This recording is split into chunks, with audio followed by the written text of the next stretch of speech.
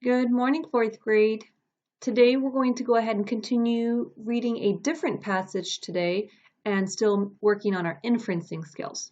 This is a little bit longer actually of a passage, so bear with me and let's read Why Salt? Valuable Little Cubes by Leigh Anderson and David Chandler, Appleseeds.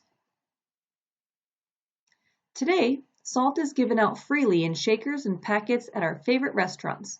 We can buy it cheaply at any grocery store. But it hasn't always been so easy to get salt. This tiny crystal cube has played a much more important role in history than just flavoring our fries. Around the world, cities were founded, roads were built, wars were fought, and trade routes were established, all for one reason. Humans can't live without salt. Literally. Because of this simple fact, salt became a valuable item a long time ago. People who controlled salt had power. Around 2,000 years ago, some of the people with salt and power were the Romans. One way Rome controlled salt was by building villages along the Mediterranean coast. This gave them access to the sea where they could harvest salt.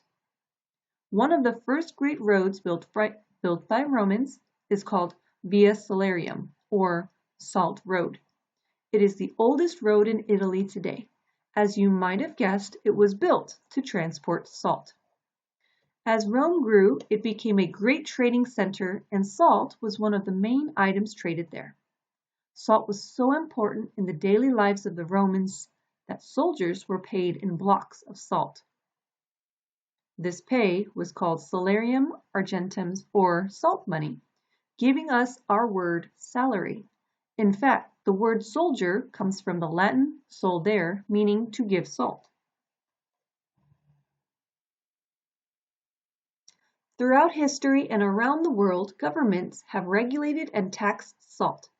Salt played a role in the history of our country, too. In both the Revolutionary and Civil Wars, keeping enough salt for the soldiers was important. In these and other wars, enemies have tried to keep salt away from each other. The history of the world is overflowing with stories of salt. What's so important about salt? Human beings can't live without salt. It is a basic ingredient in our bodies. Salt is in our tears, sweat, saliva, blood, and even in our urine. Without this mineral, our cells, nerves, and muscles can't do their jobs properly. However, too much salt can cause kidneys to work overtime, blood vessels to swell, and blood pressure to go dangerously high. This is just a picture with the caption, Roman soldiers were paid in salarium argentum, or salt money. So this is how they were paid. Soldiers back in the day, method of payment.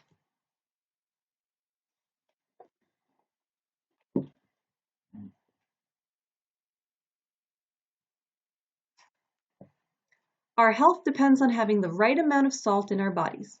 Generally, the human body is very good at keeping our salt levels balanced, but sometimes that balance can be thrown off. Our diets, for example, might contain extremely low or extremely high amounts of salt. If this goes on for too long, there could be serious consequences, even death. When early humans survived on the meat they hunted, their bodies got enough salt from the animals they ate. As people learned to grow their vegetables and grains and began to eat less meat, salt became more important, and it was often hard to find. The need for salt and the limited supply of it made salt very valuable. Okay, just another picture. When people began to grow crops, they ate less meat and needed to find new ways to get salt into their diets. Okay, so nice informational text there.